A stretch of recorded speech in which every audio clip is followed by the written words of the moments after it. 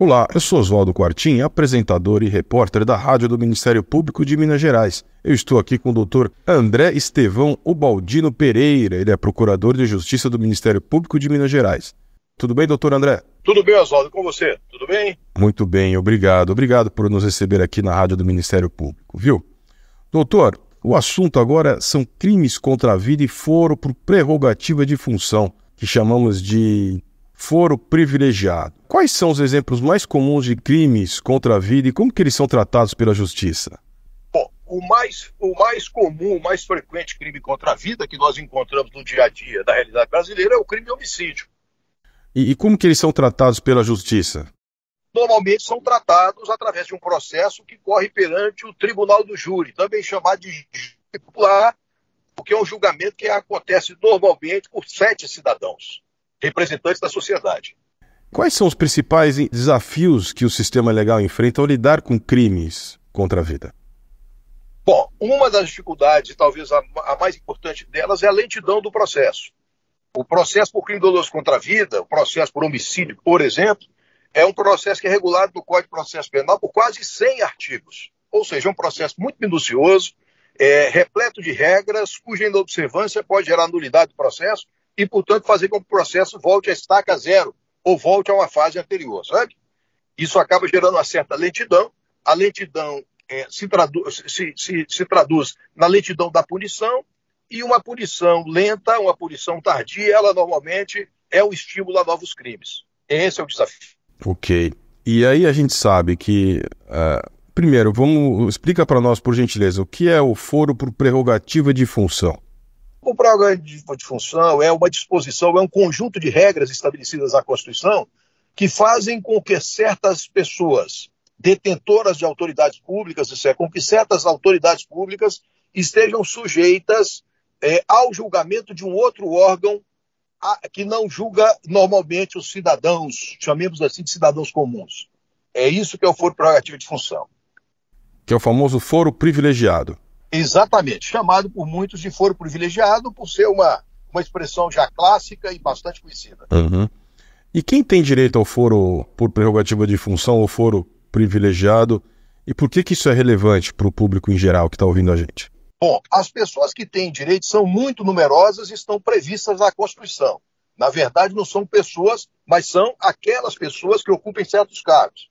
Então, comecemos, por exemplo, do presidente da República. O presidente da República, nos crimes que ele pratica, ele é submetido a julgamento perante o Supremo Tribunal Federal. O mesmo acontecendo com o vice-presidente da República. Assim também, deputados federais e senadores também são julgados pelo Supremo Tribunal Federal. Governadores de Estado, por exemplo, são julgados pelo Superior Tribunal de Justiça.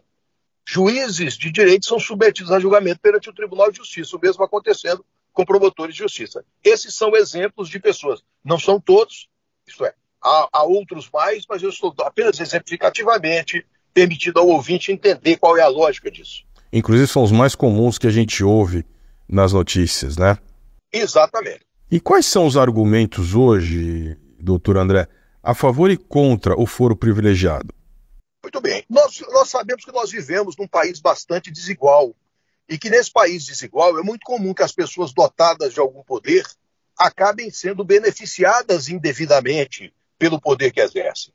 Então, para evitar que o poder de certas autoridades possa perturbar a punição dessas mesmas autoridades por fatos por elas praticados, muitas e muitas vezes se desloca a competência. Isso faz com que uma autoridade seja julgada por um órgão de mais elevada posição para que ele não utilize, para que o réu não use a sua autoridade para neutralizar a medida que contra ele deva ser tomada.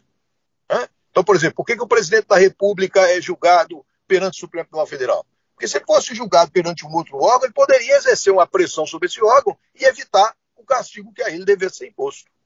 E aí talvez isso vá ao encontro da minha próxima pergunta, que afeta a responsabilização das autoridades por crimes, né, no exercício das suas funções, né? Exatamente. Eventualmente, a depender de como a pessoa, da posição que a pessoa ocupe, ela poderia exercer pressão sobre aqueles que acusam, sobre aqueles que a julgam, e fazer assim com que essa desigualdade fosse ainda mais intensa, essa desigualdade nacional fosse ainda mais intensa. evitando que as pessoas dotadas de algum poder fossem punidas como nós esperamos que todos sejam, né? Quando pratiquem fatos criminosos. E como que os cidadãos comuns eles podem se envolver, eventualmente entender melhor sobre o funcionamento do sistema legal em relação a esses temas? Que dicas que o senhor teria?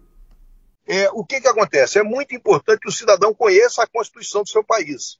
Há países em que as pessoas são alfabetizadas lendo as próprias Constituições, as Constituições de seus países. E seria muito importante que o cidadão brasileiro se debruçasse sobre a sua Constituição para compreender essas disposições constitucionais, muitas das quais são, às vezes, de difícil compreensão, mas que vão despertar naturalmente no cidadão a preocupação e o interesse em compreender por que as coisas são de um modo e não de outro. E um bom exemplo é esse da Foro Prerrogativa de Função. Né? Além, é claro, de assistir programas educativos, né, como esse, por exemplo, que está acontecendo agora, em que eu estou tendo a oportunidade de explicar o porquê desse foro privilegiado. Né? Exatamente, com muito prazer aí a gente passando prestação de serviço usando a rádio do Ministério Público. Muitíssimo obrigado pela boa conversa, muito didática, muito importante para quem ouve a gente. Obrigado, viu, doutor André? Eu que lhe agradeço, viu? Estou sempre à disposição, Oswaldo. Muito obrigado a você, ótima tarde, viu?